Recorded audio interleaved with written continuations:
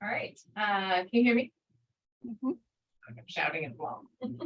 Welcome to the regular meeting of the Park and Recreation Commission meeting of April 20th, 2023. The time is 6:02 p.m. Becky, can you do roll call? Yes, Commissioner Cabrales. Here. Commissioner Eberson is absent today. Chair Gutierrez, Here. Commissioner Machado, Here. and Commissioner Sandoval. Here. All right, thank you. Okay, Becky can explain how the public can participate in this evening's agenda. All right. Good evening, everyone. Viewers are welcome to provide public comment online through Zoom or by telephone. If you are watching this meeting through Zoom, please select the participants button and select raise hand if you wish to speak. If you are participating by telephone and wish to speak, please press *9. When it is your turn to speak, you will be notified by the host inviting you to participate. You will need to press *6 to unmute yourself. Once you are unmuted, you will have 3 minutes to provide your comments. We do not have any attendees at this time. Thank you. Nice. All right, let's call our first agenda item, approving the regular meeting minutes of March 17th. Any questions on the minute? Comment. All right, is there any public comment? We do not have anyone in the public. All right, then let's get a motion and a second to approve the minute. Motion to approve. Second. Thank you. All right, Becky, roll call. All right. Commissioner Cabrales? Yes. Okay. Chair Gutierrez? Chair Gutierrez? Yes. Commissioner Machado? Yes, so you want me to say my name? Just when you're making a motion or a second, but I got you guys that time. That's already passed. Okay, sorry. Thank you. And Commissioner Sandoval. Yes. All right, motion approved. Thank you. Thank you. All right, let's move on to the next agenda item. Public open time for public expression. We've still updated our agendas a little bit from Okay. the last time. Okay, So it's in a slightly different order. there we go. I love it. That's a little different. Yeah. Yeah, we're aligned with the rest of the boards and commissions. All right. Do we have anybody from the public with us? We do not, Chair. Thank you. All right, special presentations, our next agenda item. Yeah. Go ahead. I think Catherine, feel free to jump in here as well, but I just wanted to introduce Melanie Reynolds with Gates and Associates, who's going to be sharing a presentation on our Pickleweed Park Enhancement Project. And I'm going to go and get the slides loaded up on my screen so I can share. And Melanie, if you want, I can turn my computer over to you so you can just. Oh, yeah. advance So through, I don't have to say or that every happy to do time. that for you, Yeah. whatever's your preference. Next, up to you.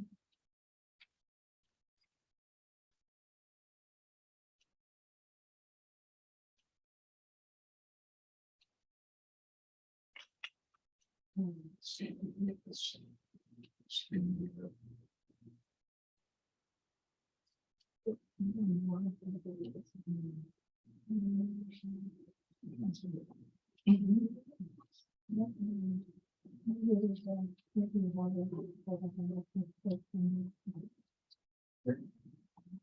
You're in the browser.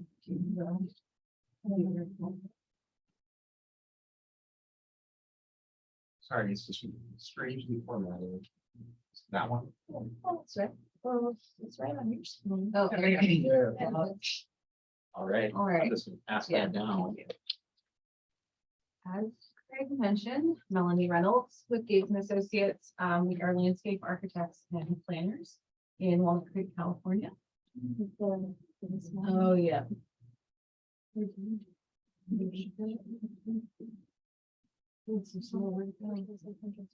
Oh. It's weird. No, what's going on? So as I mentioned, I'm Melanie Reynolds with Gates and Associates, out of Walnut Creek, California. We are, the landscape architects working on Pickle Park, the latest round of enhancements. There are several other of my team members who are not here today, Chuck and Rebecca, and then, the City of San Rafael team, which is over here, and then various other, members who have been participating and helping us move this project along. We thank them virtually. Or talk just briefly about where we are now on the project. The concept site plan, we're kind of moving forward with and perpetuating the outreach efforts to date, what we've heard from those outreach efforts. Some brief next steps, and then obviously any questions and comments from you guys. So where we are now, this is a quick kind of snapshot of how we see the project progressing in the schedule in a virtual or in a more visual form. So not so confusing with Gantt charts and bars. So you can see in 2022, we kicked off the project. We were number 2 of design developments. That's, kind of the pre-construction documents, which is where I'd say we are now. We're also number 3 is environmental permitting. So it's a DCGC permitting and compliance. That's about where we are right now. If you look below kind of the big thick line in the middle, we've done an online survey, a pop-up event. We presented at the Pickle Advisory Committee 2 weeks ago. We hosted another pop-up event, and then now I'm here talking to you guys and sharing with you where we're at. Like I said, the rest of this year, we'll kind of finish up with final design, hopefully ECDC permitting at the same time, and we're gonna get this thing built. All right, so our concept plan for the site, this big number 1, all-weather turf field. What you see right now are 2 full-size soccer fields and outline striping for baseball, softball fields. I think all of that is kind of in flux as to what actually ends up being striped in the turf, but you can see for scale, you can actually fit a lot of uses in there, a lot of sports. It's fenced with an internal concrete pathway around it, so you can see that. Then number 2 is an updated toddler area. So this area currently, used to have little toddler playhouses, which have been removed. So we're going to renovate that area in total and replace it with toddler amenities. Number 3 here is a new fitness area. So a group of 5 to 6 size permitting individual fitness stations for people to use. Number 4 is kind of this fire retention area and native planting. We're going to take advantage a bit of the topography that exists out here because we have to treat the impervious surfaces we put in water, but also maybe highlight some native plants and drought tolerant plants so that we're perpetuating in the parks what we'd like to see people do as far as water savings and being water wise. Number 5 is a new restroom building. It'll be new. We'll take the old one down and replace it with a new. Number 5 is a new gazebo kind of community area. So this is all new paving, a nice cool gazebo where people can gather, possibly be rented. I think a lot of that still needs to be worked out, but possibly another rentable space. Just another place where the community can kind of gather and be together or have parties. That's where the community's gonna be playing cards. Oh, that's awesome. No? Is that bad? Yeah. Yes. No cards. It's not the kind of card. Oh, okay. Cards. Not like kids. No, it's like, oh. That's No what we gambling. heard. That's what was Mm. mentioned of the concern. Like the safety. Interesting. That's good to know. Okay, so the number 7 is a new park sign and kind of refresh the planting. Here as you see a pretty prominent visual part of the park when you enter. We're also going to improve this pathway that will act as the trail currently through the park, and then also maintenance access for the field. Number 8 over here. Jumped around on the right side of your screen. I get my mouse back. All right, is a little plaza that sits outside of number 9, the new basketball court, which is also fenced and we're hopeful can act as overflow parking. And then number 10 is a new extended parking lot to increase the parking availability out on the site. Then outreach efforts to date. So we had we attended 2 Easter egg hunt pop-up events. One was outside on April 1st. The second one was inside, both at the park. on April 8th. It was really great to get out and see the community and talk to them. And it was so nice that they announced that we were there and everyone came over and put dots on the board, and we're super excited to see what's going to actually be in their park, and so that this is actually going to be a real thing. We estimated we got about 240 total participants between both events. So I'll show you what we asked them in a second, but just so you know, they were given 5 dots, 1 for each of the boards and then 3 for another board. So I'll show you that in a second. So that's how we're able to estimate how many. We can count kind of the dots and then divide by 5. We try to make sure everyone uses every dot and tell them it's very important. And then we had an online survey. So it ran approximately 2 weeks before the pop-up events and approximately a week to 2 after. So it ran from March 17th to April 17th. It asked the exact same questions. We asked the community in person, so we could compare apples to apples and have the real number and data of what people want to see in their park. Like I said, it closed on April 17th, and we got 39 total participants, 1 or 2 in Spanish, and the rest were in English. We offered it in both Spanish and then Taiwanese. Vietnamese. Thank you. So what we asked them, specifically question 1 said, what is your preferred design for the toddler area? So why we ask specific questions, let me talk a little bit about that first. You guys have done a ton of outreach already for the park. So we kind of knew going in what we wanted to put out there. So it really became a function of what really does the community want it to be. We know we want a toddler area, which one? We know we want a gazebo, which one? We know we want fitness stations, which one? So this is the toddler area specifically. We showed them these 3, and like I said, it was the same on the survey and in-person pop-ups. There's this more natural style play, toddler play area houses. Option 2 was a bit more like what used to be there, I understand. And then option 3 was a little more modern future, a little more in line with what's out there, but also a little more fun. I don't want to say fun, but a little different.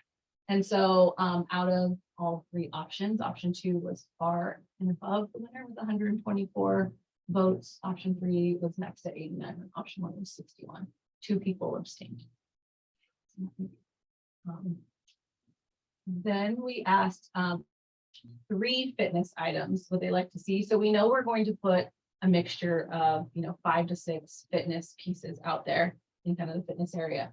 But we wanted to know which ones the public prefer, right? Because I could choose all day, but which one would they really use? So we gave them 3 options. You can see there's agility bar or parallel bars, a mobility thing, walking up and down steps, some stretching options, balance steps, plyometrics, so like box jumps or steps, chest back press, a row and a push up, and then ab crunches. And so option 8, 6, and 3, which 3 was the stretch, 6 is the chest and back press, and then 8 is the ab crunches. Those ranked the top 3. So we'll make sure that those absolutely, barring any type of maintenance issues, end up in the park. And then options 1, 5, and 7 were all, even option 4, pretty close behind there. So it'll really come down to what fits in the space. They all kind of have a different footprint. And then ultimately maintenance will have a say on moving parts and things easiest for them to maintain. And then the last question we asked is which style of gazebo is your preferred design? So option 1 is metal with kind of a standing seam roof. And then option 2 is wood, with a similar type of roof. And option got 111 votes, and option 2 got 92. So this, I think, is pretty close. And I think this will really come down to cost and then maintenance. There's some grant requirements on sourcing of products in the USA. So I think that may play in a role as well, but this is very close. I'm not sure that I could say like option 1 was far and away the best. So that may be a future thing we have a discussion on the calls for the park next. So then just to recap, option 2 was the preferred for the toddler play area. Oh, so 279 total participants. That's pretty good. That's actually a pretty great showing. So option 2 was the preferred for the toddler area. So the numbers 8, 6, and 3 for the fitness equipment. And then the metal gazebo was the preferred design. So then our next steps, we are currently in design development and ACDC review. So we are moving forward with the plans. We got initial comments back from BCDC, which we're working on responding to. So hopefully we can get those back into them pretty soon and get that this train moving for them. They're, governing body that probably takes the longest to provide a permit. That's it. I'm happy to go back to slides. Sure. we can go back to them. So. It's kind of just a recap here, we were looking for feedback specifically on a few items, but this is the full scope of the work that will be done. And in July of 2022, we did hear back from the state that they recommended us for funding for a land and water conservation fund grant for $4.24 million.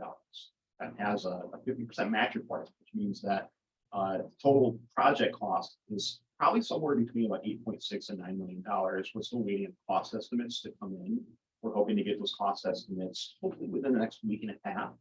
And that's going to give us a much better idea of what this project is cost.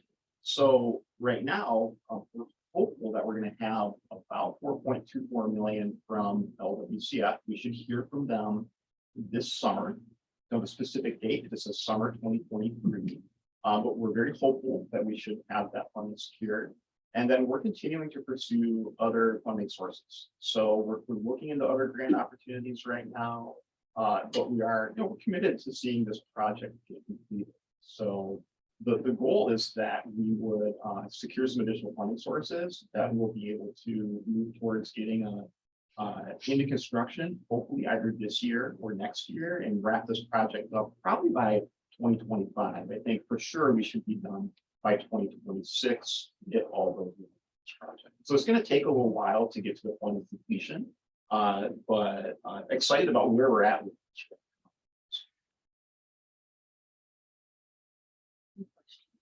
I think just the one other thing to when we presented this at the People Lead Advisory Committee, kind of the 2 points of feedback we received. One was kind of questions about the safety and security, the issues we were talking about. And, that's is an ongoing concern. Our hope is that by providing more activated play spaces, more spaces for community gathering, that could, if we see more kind of families and community members using the parks, that'll discourage the more kind of illicit behaviors. But we do also recognize that long-term, there's going to need to be more communication with, or we're going to need to be working with PD and community and other, other stakeholders about what are maybe creative options we can look at for trying to make sure this is a welcoming, safe space for everyone. We are also looking at, it isn't part of the LWCF grant, but there has been requests for security cameras. And so that is something the city's looking at adding, kind of through city funds, and then additional lighting as part of the project as well, which will also hopefully help us out a little bit. Pedestrian, security type level lighting, not. Yeah. lighting involved. Yeah, no, not. That would be a whole other. Yeah. And then the other piece of feedback we got at the People Lead Advisory Committee was a request for a mural on the ground of the basketball court. So Craig was mentioning we're pursuing other grant opportunities. Unfortunately, LWCF will not fund any public art. They don't consider it recreation, I guess, or something. But we are applying for a Clean California grant from Caltrans, and that grant does support public art. So in that grant, we've included both a mural on the back of the restroom, which we heard through the original community engagement process, as well as a mural or some sort of bright decoration coloring on the basketball court. Those were kind of the primary points of feedback we received at the People Lead Advisory Committee. It was pretty well attended. It was great. Excuse me, so can I ask a question? Yeah. What is the flow? Does it everything get taken out at once or does? They'll all have to be phased. Yeah. Obviously, and that adds to the kind of, the construction schedule and why, things may take longer. Ideally, the field gets built first and then you kind of work your way out of the site. So, that's gonna be something we look at as we talk about dollars that are available and, how we can chunk this project apart to get things built in a timely manner and also with the funds that we have. Is the field on the exact same footprint as what the field is now? Yes, more or less. There's a couple of constraints with this site. One is the Ridgeway rail, is that it? It's a endangered bird nests in this marsh here. Yeah. So we're pretty restricted in the timing that the time of year we can construct to not impact their habitat. That would primarily impact kind of this east side of the Pointer. yeah, the basketball court parking lot and field. But of course, we also don't, ideally, we will be doing construction in the winter when there's less people wanting to use this park as well, so. Yeah, I don't know. Or the other. Yeah, I mean, there's also improvements right to this trail. Oh, yeah, And things, and our idea is that they'll probably be behind us, so that's helpful. yeah, but, so the Audubon Society has a project along Tuscarnia Marsh where they're wanting to raise the levee and kind of restore the marshlands. And that will impact the trail that goes out along. It'll actually pull it back and it will be along the north side of the field rather than kind of going all the way out into the. So yeah, so all those things kind of have to be, discussed and finagled and finessed to fit together. Is there only one entry point to the field? No, there are several, so there, you can enter here. There's also storage, by the way. You can enter here. There's an entry point here, and then one at the corner. And then maintenance here. There's also, gates up here, or a gate up here in the middle to allow for emergency egress. That. And then if I remember, there's like, I don't know, maybe it's gone now, it's in the last thing, but there used to be like sort of a made up trail around the outside of it, No, back here. like along the edge of the field. Is that still there? Do people use that or do that anymore? I'm not sure if that's still there. If they use it, it's.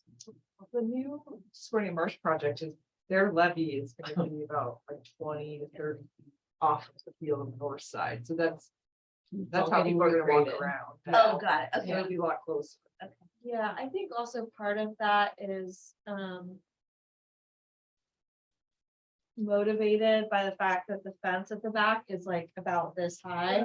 So people go back there to jump over. The new fencing will be higher, so it won't kind of have that and open year round. Well, Right. just what the reason why I So there's, remember like, this multiple- is, yeah. sorry, the reason why I remember this is as a parent going there, dropping my kid off and not wanting to have to find a parking spot again, I would stay there and go walk. Yes. And so I loved the trails that were there and that maybe didn't go so far away, but I could walk while I was waiting. So, Well, yeah, so the Tuscarnia Marsh. Mhm. So that's still will- happening. Will back. bring that Right. closer. Yeah. I was gonna ask you about that fence too, because when we were coaching out there, the balls were just, you're just sending kids over there all the time, they go get balls. Bill, So, I'm not sure what I remember, if it's 8 or 10 feet, but they're It's gonna be taller higher. fences.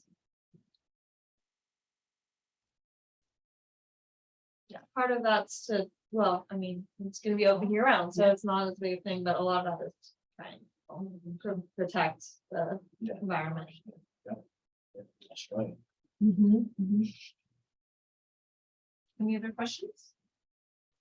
Is there, sorry, this is because this was such a hard thing and I had a lot of things there with my kids, the parking, it just was horrendous. And is there any design for the waiting in the car? Because a lot of times when they got older, I would just say, just come out. And then they would be like running out through everybody, darting around each other, and like, it was really dangerous. And like, I wish that there was a spot where I could pull up and wait in the car while my child exited from the program. And then not trying to find a parking space or steal a parking, like, that there was like something set up for that? Has that been part of the extra parking? Part of this plan, I think a couple things I would say about this. One is that zone number 10 down there, it is calling for 19 additional parking spaces, which is, kind of a drop in the bucket compared to what the need is down there. But we do think that that is gonna help a little bit. I know that there's also talk about East Arabella parking plan, or there's some other options that are being explored right now to try to help with parking in the big picture. But I don't think we've looked at that as an option. I think that's an interesting thought to consider, like that circulation plan for vehicle traffic. But I don't know where that would fit right now in the parking. So I think it's something we can take a look at. Because I know my own reaction was, I found a spot and I'm not moving for the next hour and a half, right? Because, and I would have left if I knew I could just come up and quickly get 5 minutes in a spot and leave again. And I think So, we hear you loud and clear. I mean, Yeah. we hear this complaint frequently about the community center. I do think it's a major limiting factor for not only the programs we're on, but for the community. Well, their parking is a major constraint. mhm. And we did just install 15 more parking spots on Spinnaker. Below the 10, like on the street, so. But even just like, I guess, a different kind Yeah. of parking Yeah. spot might actually be even more effective than regular spots. And but I'm Yeah, I mean, the challenge is, monitoring it. yeah, is enforcement. Because I mean, even now, we've got parking spots that are permit only to try and allow for staff and, and our Pickle Weed Advisory Committee members and our people who are running our nighttime program so they can park and get to work. Yeah. And, it's a challenge. People just, just park. So you could do like meter or 5-minute parking, but it's hard until you kind of that broader holistic solution. Yeah, I mean, I do know like in front of Borough, like a lot of kids come out there and get dropped out there, What I but saw was people like, I'm gonna go around you, and the kids are coming out, and you're like, oh God, Anyway, you know all about it. I was just wanting to know. yeah. No, I can hear you. There's no easy solution, unfortunately. All right, any other comments, questions? All right, thank you so Well, much thank for your you. presentation. That was amazing. I'm really excited for this Yeah. improvement. I think we need to get a motion and a second to accept the design. Sorry, you can, I'll wait for that. So Commissioner Machado makes the motion to accept the report. Thank you. And I'll second it. Commissioner Cabrales. Okay, great, thank you. Commissioner Cabrales, Yes. Chair Gutierrez. Yeah. Commissioner Machado Yes. and Commissioner Sandoval. Yes. All right, motion approved. Thank you. Thank you, Becky. Okay, on my page here. We're gonna go into our parks projects and maintenance biannual status report for October through March. Report, I can just talk about them too. I don't know if everyone saw them. Hold up if you want. Either way, I can just give you an update, otherwise we're showing Go for it. everything. I read it online. Yeah, Yeah. yeah, so last time we reported was back in October, now we're doing this twice a year. And so right about when we presented, finished the art project, right there in the corner of Freitas Parkway and Las Colinas. So that's now been in, it's beautiful. Thankfully, we haven't had any graffiti or anything, and it still looks good, survived all of the storms, so that's one of the completed projects. And then active projects, we're still working on the Shoreline Park restroom. I really thought it was gonna be done by the end of the year, but we have had a pretty big hang up with getting electricity. So we don't actually own the property between the restroom and the street, so we're trying to work on easements and other ways to get power. So hopefully soon, I know that project's been in the works for probably a decade. Next up, we have the Sun Valley Park Playground, which is actively being worked on and looks like we should be done by first week of May, hopefully. We're gonna see how it goes. But yeah, they're installing the playground right now, and then they're gonna do the 5R, and we're gonna get everything signed off on, and Expect to have our opening on May 2nd. yes, yes, so. That's. Yeah, it is soon, it is soon, and then I know we've gotten a lot of, I've gotten a lot of calls and emails from the public, and we are reinstalling the handprints in case you guys get any questions, those will be at backup in some capacity before our grand opening. Next up, so Albert Park Field, we've done a few projects out there, we did our ADA ramps, and we did some restrooms, and we're still working on the netting. There's been some hangups on just the cost to do netting, and we've been reevaluating and figuring out what we want to do there. And I think we now have a good design that we think we can afford based on the numbers we got last year. So we're just finishing up the design, but we can't install that till after the baseball season. So we can't build until September anyways. So the plan is to go out to bid this summer so that we can be ready as soon as the fields aren't being rented. And then, well, Pickleweed was on there, but you guys just heard a presentation on that, so let's go over that one. And then maintenance update, our crews pretty much for the last 6 months have been working on storms. Our entire parks maintenance division moves into with our streets division, and we do storm prep for 3 months. And then we had to spend 3 months of mitigating the storms, and we just are coming out of the storm recovery. There's still some things we're working on, but we're finally back to maintaining the parks twice a week, so that's very exciting. And we have lots of down trees. And then one of our big things was we switched to electric leaf blowers, which was an ordinance that was passed. So we have electric leaf blowers all over the city. That's kind of what's going on. I don't know if you have any questions about upcoming or maintenance. Will they replace the trees that fell down? I think, well, the one that was shown in that picture was actually, I think, Pickleweed, which is gonna.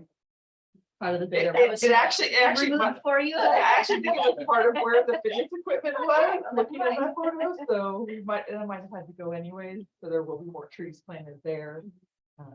But there weren't really very many other trees in parks that fell. There's other pieces of it. Thank you. Any other questions? Yeah, thank you very much. I'm excited for Sun Valley to open, and we drove by today. It's good. I don't know. Got pieces of the playground. Exciting. I have one more question, but I'm looking at. Thank you very much for the report. And I think we're looking for a motion to accept the parks projects and maintenance report. I move to accept. And Commissioner Machado will second. Great, thank you. It's like I'm speaking about myself in the third person. I hate that, right? So, And Becky, just confirming, we still don't have any members of the public. Correct, yes, we still don't have anyone in attendance. Okay, let's see here, Commissioner Cabrales, Yes. Chair Gutierrez. Yes. Commissioner Machado yes. and Commissioner Sandoval. Yes. All right, thank you. Motion approved. Okay, and let's go to our next agenda item, measure a work plan. Right, so I've got a presentation here for this. Before Craig starts, I just have to say, how exciting is it that we get a Measure A work plan? That we have lots of data going into what's I noticed what's that. being presented. We've got a whole Well, based on stuff. 10-year plan. Yeah, which is really exciting. So I know we're gonna talk about that in a minute, but on Monday, City Council did adopt the new citywide park and recreation master. Right. So that is gonna help inform this Measure A work plan, not only for this year, but for quite a few years to come. So Measure A, it's a significant source of funding for us. It was reapproved in June 2022. It's a 9-year quarter of 1% refill transactions. And it supports municipalities, special districts, the county, all over Marin County. It generates about $14 million a year. I think, give or take, it just really depends on those tax proceeds on an annual basis.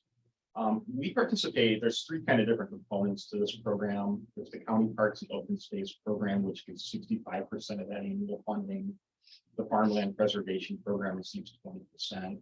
And then we're part of the City, Town, and Local Special District Program, which receives 15% of overall annual funding. The way that they break that down is they take a look at the population of each city, town, and special district and assign a percentage of those funds to each of those different agencies. So we receive approximately 23, well, that's a very specific number, 23.36%. It's not very approximate. And that's based on the total population. So since 2013, we've received a total of about $4.23 million, and to date, about 1.6 million has been used specifically for park-related capital improvement projects. Up until a few years ago, some Measure A funding was going towards wildfire prevention and other uses. As of the last couple of years, it's been used specifically for parks capital. So this is kind of a summary of how have we used these funds in previous years. I've looked at a couple kind of blocks of years, and you'll see some different categories of projects on each of the rows here, but FY 13, 14 through FY 15, 16, worked on some miscellaneous park repairs, funding was coming in, the Sun Valley Park basketball court. You can see we moved into some other more sizable projects. I think as the city had more significant funding sources that came in. And in recent years, we've worked on projects like the one that was just mentioned, the Sun Valley Playground upgrades. We helped to fund the citywide park and recreation master plan. And we're working on replacing some room dividers in the Albert Borough Community Center, as well as the Albert Park Stadium buildings that was mentioned. So looking ahead to this upcoming fiscal year, we've talked a lot about what projects need to happen from this bucket of funding. And right now, these are the, here. Let's see if my computer catches up to my slide. I've advanced on my computer. I can just show you mine, but that won't really help anyone in the audience. Let's see. We're gonna close this. Start back up again.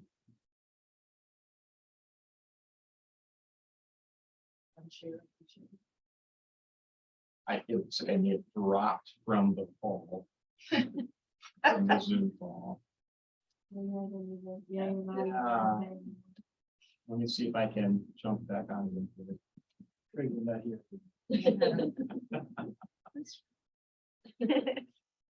Glad you turned to look at me. I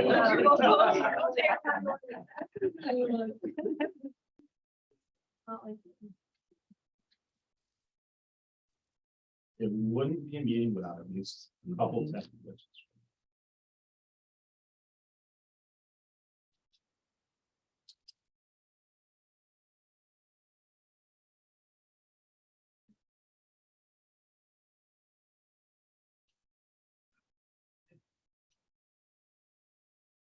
Okay, here we go.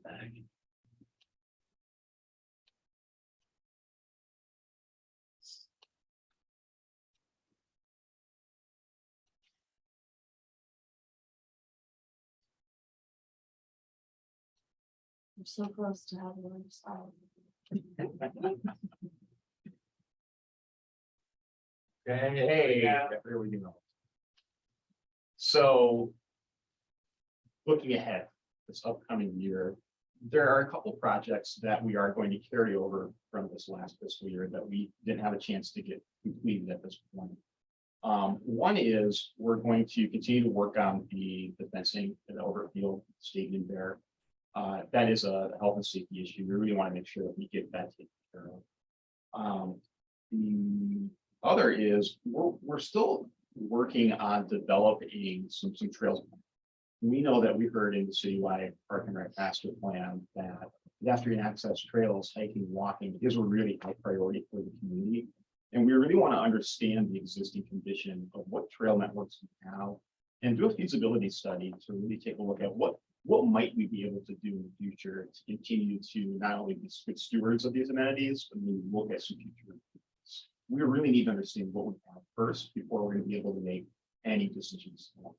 So we're going to fund a feasibility study and an existing conditions study. The other projects that we're looking at are to start working on the design for new play areas at Peacock Gap Park, as well as developing a new master plan for Terra Linda Park. There's a missing A there, that's Terra Lynn, should be Terra Linda Park and Community Center. So in looking at the master plan results, it was really clear that we're expecting growth in North San Rafael, and the Terra Linda Community Center, it is really extensively used. It has a really wide variety of community uses and a wide variety of users. And when we looked at that site, we really felt like it deserved a little more intentional study. So we're going to take a look at that by hopefully developing a master plan that's going to give us a roadmap for how we might be able to develop that site more effectively. So the total spending that we're looking at around $665,000 of Measure A spending. That would use about it's around $550,000 allocation that we're expecting for FY 23-24 from the county, as well as carryover funding from these years to pay for this. I think just one other thing, the Peacock Gap Playground, that came back as kind of one of the #1 priorities in the Park and Recreation Master Plan in terms of the current condition of all of our playgrounds system-wide. The Peacock Gap the Peacock Gap Playground is kind of the #1 recreation amenity and most immediate need of, And that is. as well as just being a very heavily used park. And that's really, the master plan is already an effective tool for us to really just take a look at the prioritization of need and how we should be looking at scheduling this. Right, and I think just kind of some of the things that went into, because the master plan has, it helps us prioritize, but it's not like a set in stone. You have to do this in this order. And so part of what goes into this is looking at like our staff capacity, who's going to be leading the different projects and making sure that's, kind of, well, it's not all capital projects that are going to have to be led by engineers. Some of these, like the trails condition, the master plan, that would fall more on our recreation staff, whereas the fencing in the park would require more public works staff time. So kind of trying to, and we have a bunch of different types of priorities in the master plan, right? We've got park projects, we've got policies. So. Does the community get involved in any of this in regards to, like cleanup projects or just the neighborhoods or anything like that going on? Or is there any reach out from the city to like Personal Park Neighborhood Association? Not specifically for like our Measure A capital improvement projects. I know for a while, our parks team was organizing like a park a month volunteer program where every month they would go to a different park and people could show up and volunteer to do a cleanup. I know it was pretty time intensive for their team and they really haven't been able to continue that. I think in the master plan, maintenance and improved maintenance was a key priority. And I think for this year, we're focusing the Measure A funding on some of these and likely for the near future. The master plan really did identify some key like public health and safety improvements or really replacements that we need to make. And so at the moment, we're kind of focusing the Measure A funding on addressing those infrastructure needs. But maintenance is something we have to address as well. And I know Public Works is looking at, potentially has made a budget request for additional overtime for the coming year so that staff can do restroom cleanings of bathrooms, park bathrooms on the weekends. And we're kind of there. We do have the general fund typically funds maintenance. So we're looking at what we can do with that funding source. And then as we move forward, if we realize it's not enough in future years, there may be some contracts. Or maybe we would determine that doing some sort of volunteer cleanups are. It's hard, right? It's never done. Right, it's Right? that's the thing, you go and you clean up a park, it's really nice for a couple of weeks, and then it's like, okay, you guys are coming back every week to do the cleanups, right? So. It's Got it.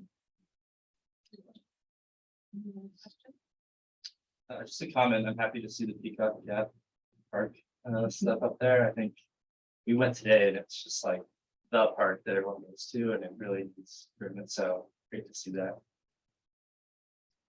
I have a question on just the heavy, like most of the funds are going to planning and not as much doing. Is that because that's sort of the best allocation of measuring funds, or is that really just kind of what the need is, are you guys? Yeah, are you sort of happy with that balance? Would you prefer to see more doing than planning, or is it really just Well, I necessary? think the other staff. thing that doesn't show up in this list, that just from a staff capacity standpoint, we have to remember is the Pickling Park Enhancement Project. Mhm. So we've got $9 million there going to not planning. And things, and a very large project that our public works staff is gonna have to be managing. So I think in future years, it's Yeah. gonna Yeah. change. Yeah. To be honest, in the Park and Rec master plan, we specifically said we do not want the Park and Rec master plan recommending a bunch of other plans, like we want, we know we need to be able Right, to just okay. make improvements, so. I think, yeah, the Terra Linda master plan, there were 2 additional planning efforts recommended, was Terra Linda master plan and something at Falkirk, because just the historical nature of that makes it very complicated in terms of ADA, and what we can and can't do. But that probably won't be for a few, that kind of came back lower on the list of priorities. And then the trails planning again. Trail, like walking, jogging, running was so far and above the #1 activity in our community. And we really don't know, we don't even know what trails are out there. We get people asking about Harry Barbier Park all the time, and Yeah. we don't know what's there, we don't know what condition it is, we've got all these user trails that are not sanctioned, because I mean, none of them are sanctioned, and we just need to get that assessment before we can really do Don't have anything names. else. Not names that we like. We'll have really bad names, so. Thank you. That's the thing. Yeah, so I think in Yeah. the future, it'll be a different. Yeah. Breakdown. Thank you. Any other you guys? Okay, then I think we're requesting a motion, and a second to accept Measure A work plan. Commissioner Sandoval, I motion to accept the plan. Commissioner Cabrales, second the plan. All right. Commissioner Cabrales, Yes. Chair Gutierrez. Commissioner Machado and Commissioner Sandoval. Yes. All right, thank you. Motion approved. Thank you. All right, moving on, #4, staff liaison report. Yeah, so just a couple things I know you wanted to talk Thank you. about. One is I just wanted to reiterate a couple of the things that we shared in the scheduled events. There's a lot going on in San Rafael right now. I'm not sure if you took a look at the scheduled events. It has a lot more content in it than some of the previous months of the winter. So I'm not going to go over all of those, but a couple I just wanted to highlight. One is we're gonna get the Heads Up Carnival on April 29th. Really excited about that. So we'll have a shared recreation and library there offering free activities for the community. So I'm not sure if any of you are planning to be at the Heads Up Carnival. We'll get Davidson Middle School. We'll see you there.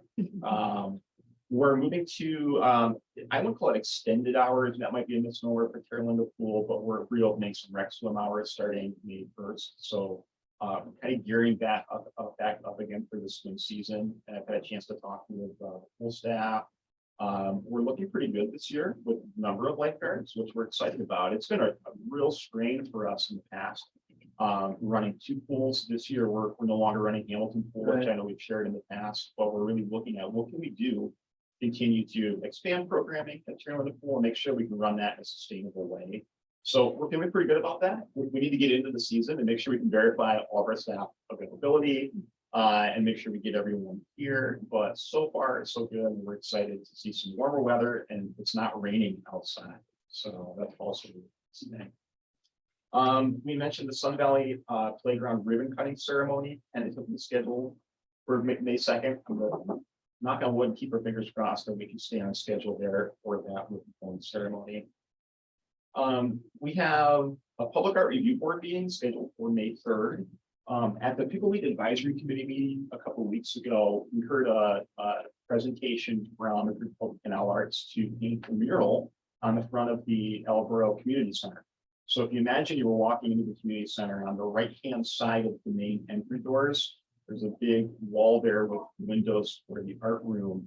They're proposing to paint a mural on that entire wall that really has a lot of symbolism, acknowledging the diversity of the community. And they're going through this process right now to get community outreach and public feedback as part of our art review guidelines. The next step for them is going to be to take that proposal to the Public Art Review Board at this meeting, where they're going to share a presentation. And then if the Public Art Review Board recommends them to go to City Council, it would then go in front of City Council for final review, because this is a longer term art installation, longer than one. So it's making its way through. I think there's a few things that they still need to do, but I just wanted to keep you in the loop, because it really ties in with one of our recreation facilities. And then beyond that, our summer registration is starting soon. So activity guides are hopefully going to be mailed within the next week and should be in mailboxes. May 10th is our online registration opening date. And then May 17th, the following week, is when we'll begin walking registrations. So, and I know we want to share a little more detail about the master plan and kind of talk about that. Is there anything else you wanted to share about that at this point? No. Yeah, I feel like. It's done. We are, of course, up until the very last minute, we were like finding typos and kind of more minor errors. So our consultant is wrapping up all of those more just kind of small changes, and then we're gonna get it up on the website, and we're gonna send out one kind of final email to the list, letting everyone know, okay, it's here. We're gonna be using this. So I would say, I mean, you gotta figure out how to, if you all want printed copies, or if you like it, just digital is fine. It's about 300 pages, although half of it is appendices. So, that helps, but it's actually got some really interesting information. I mean, clearly the recommendations and the prioritization of recommendations is really gonna be critical for this group moving forward. I know we presented to you all on the criteria that was used, but that's outlined in there as well, which I think, you may get questions. That's really helpful. I've already found it extremely helpful. But some of the information that's in there that wasn't presented is around like the community demographics and looking at, and also some comparisons of like our current recreation amenities to like national averages. And that stuff is really, I found it really interesting. And that in general, we're pretty well supplied with recreation amenities, particularly when you look at county parks, Marinwood, state parks that are all within the San Rafael city. Even though those aren't operated by the city of San Rafael, those are still amenities that are publicly accessible to our community. And that kind of count towards those metrics. So that was really interesting to see, I felt. So I definitely recommend when you have a chance, and it is only about 120 pages with a lot of pictures, a lot of graphics, a lot of this page essentially left blank. So it goes quicker than you would think. But I would highly recommend it. It's a good, I feel very proud of it. Well, I just want to say thank you to Catherine as well. I mean, she put in hours and hours and working at this, and has been a really great leader in the process. So thank you to you, and thanks to all of you for all your feedback, as well as everyone else who participated in the steering committee for a lot of work, and a lot of our stakeholders really contributed to all that. And then on another totally different topic, I did want to let you all know that probably within the next 1 to 2 weeks, hopefully you will start seeing a bunch of advertisements in your social media, website browsing about the need for a new library in San Rafael. So the library, the San Rafael Public Library Foundation, has created a video. I mean, they contracted with a video, a video company or whatever, movie organization, to develop a video about kind of the need for a new library in San Rafael. So that will be launching about May 1st. Additional or replacing? Replacing the downtown library. And what about the whole plan that we did here? Yes, so the video will not specify. Basically, it'll just, it highlights the importance of the continuing importance of libraries, basically showing the value that it's already providing to the community and showing the deficiencies of the current location. And also comparing that to the brand new Hayward Library, of like, what could a modern library look like? What, can you just imagine what we could do in our community if we didn't have a 119-year-old building that's, leaking and the roof's caving in and things like that. So they will be launching that video.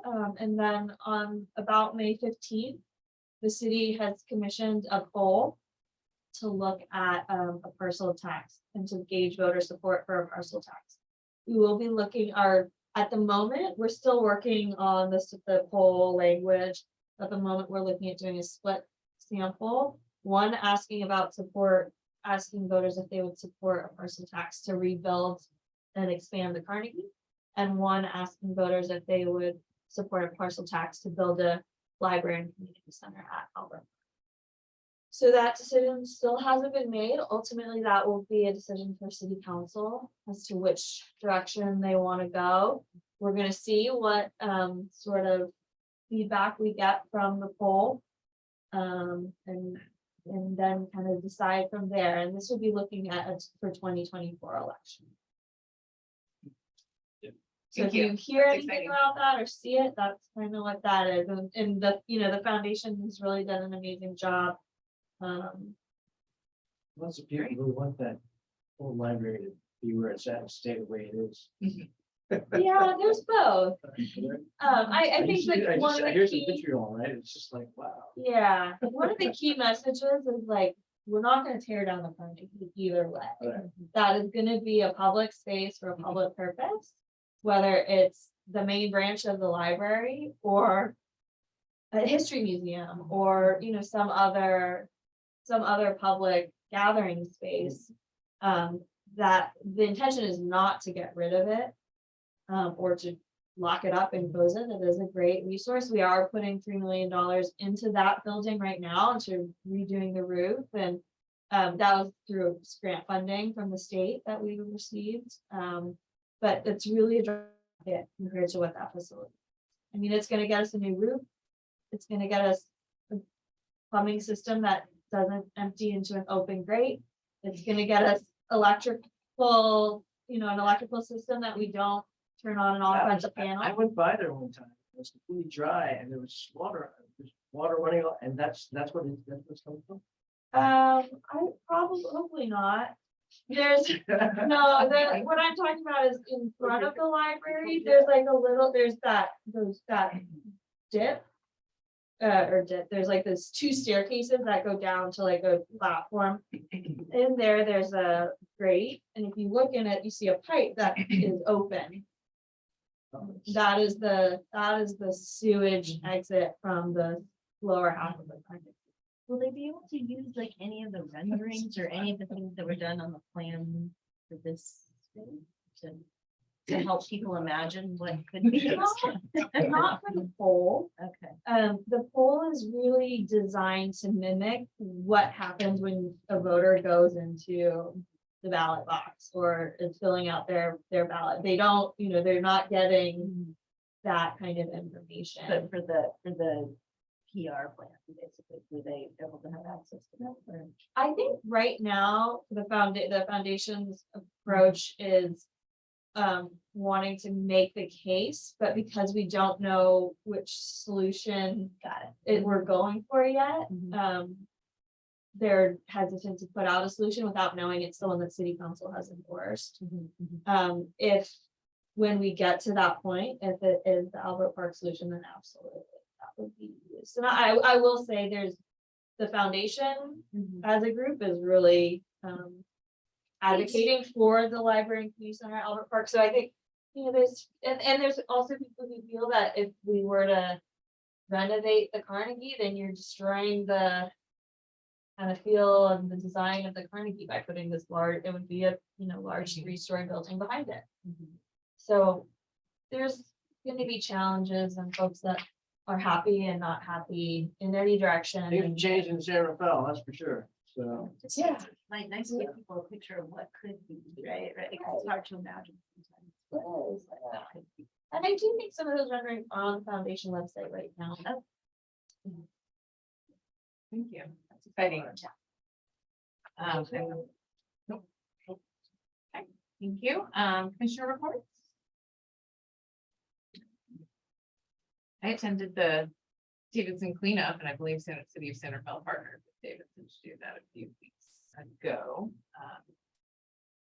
Cleaned it up and there's trash later, but it was really rewarding that 1 hour to get it clean. We put TVs, carpet. Of the Jolly Rancher members. For Dave. That's fun.